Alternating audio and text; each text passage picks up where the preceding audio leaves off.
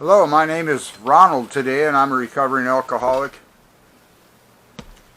I'm here to read this book today, the Daily Reflections book for September 25th, 2025. It's called First Things First. Some of us have taken very hard knocks to learn this truth. Job or no job, wife or no wife, we simply do not stop drinking so long as we place dependence upon other people ahead of dependence on God. That's from Alcoholics Anonymous, page 98. Before coming to AA, I always had excuses for taking a drink. She said, he said, I got fired yesterday. I got a great job today. No area of my life could be good if I drank again. In sobriety, my life gets better each day. I must always remember not to drink, to trust God, and to stay active in AA. Am I putting anything before my sobriety, God, and AA today? Question mark, the end of the reading. I wonder how I can fit that together with what I've been talking about a bit. The first things I did early in my sobriety, when things seemed too overwhelming, which right off the bat wasn't to trust God or ask God or help me God or pray to God. I really don't think that was it. It is nowadays.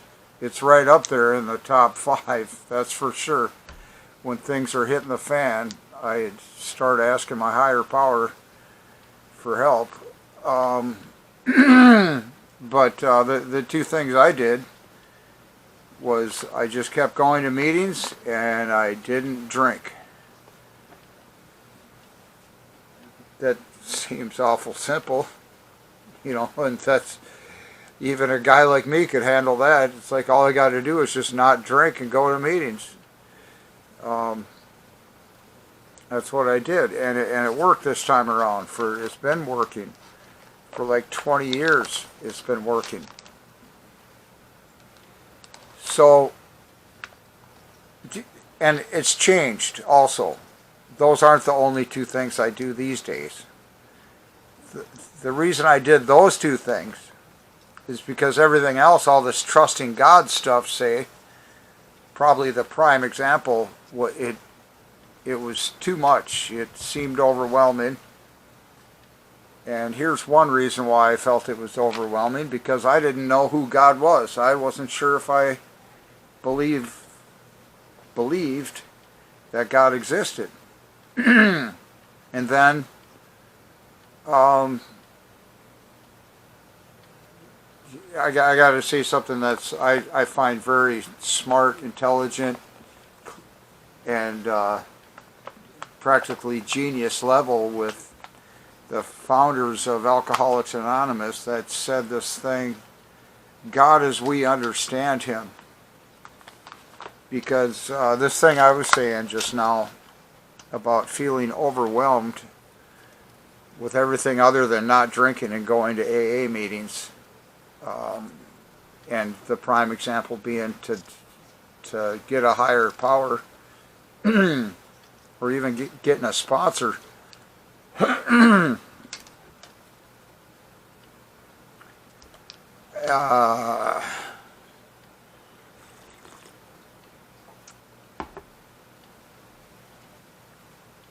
I wasn't sure if God existed, and then with the genius of the founding fathers of Alcoholics Anonymous, God as I understand Him. So that took a lot of pressure off. And I still didn't have a God, a power greater than, or whatnot. So let me see what it says in today's reading. Excuse me. Because these kinds of questions, I used to feel a big twinge of guilt when a question like this comes along in this book. Am I putting anything before my sobriety, God and AA today, question mark. And yeah, I was putting all kinds of stuff in front of that.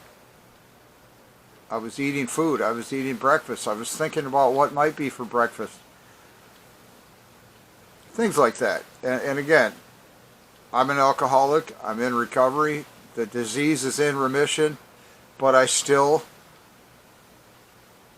complicate things further than they need to be complicated. So I must always remember not to drink, to trust God, and to stay active in AA. So 2 out of 3 there I had in the early days of AA, or it was towards the middle of treatment, and then coming out of their treatment facility, I was inpatient, locked up basically. And then when I was left on my own recognizance, I took the advice and help of my counselor at the treatment center and got every bit of aftercare I could, and then went to those meetings and kept going to AA meetings. And I stayed away from drinking alcohol because I knew that was a huge problem. I was in such a wrecked shape when I went into treatment, and I knew how difficult it was to stop at that point, that I didn't want to get involved with alcohol again. And so I didn't get involved with alcohol again. And I kept going to meetings. Those 2 things. And this says here, I must always remember not to drink. I was doing that. To trust God. I wasn't doing that because I hadn't defined God yet. Not even to my understanding. But that started to form into some kind of idea or concept. And to stay active in AA. I kept going to the meetings even though I felt like I wasn't getting anything from them and I didn't feel like I was contributing to them. Although I did always talk. I always had something to say. Go figure, right? So, where am I at here? This God as you understand Him thing. That made it a lot easier for me. For these things, like first things first, some of us have taken very hard knocks to learn this truth. Jobber, just no matter what's going on, we don't stop drinking if we're depending on anything other than God, I guess, is how I'm going to sum that one up.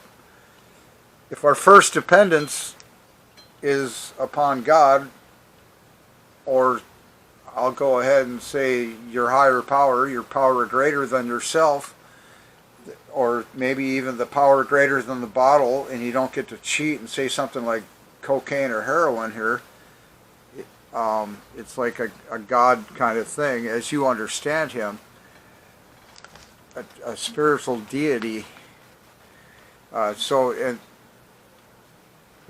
before coming to AA, I always had excuses for taking a drink. She said, he said, I got fired today, or what a great job I had, or whatever all that is. No area of my life could be good if I drank again. So whether I was getting congratulated or decimated or fired or whatever, same thing for me.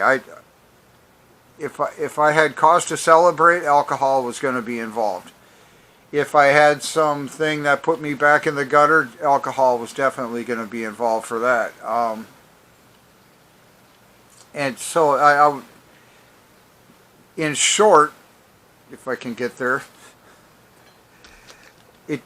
like this person says, no area of my life could be good if I drank again. I would always have another excuse for why this is the right beverage.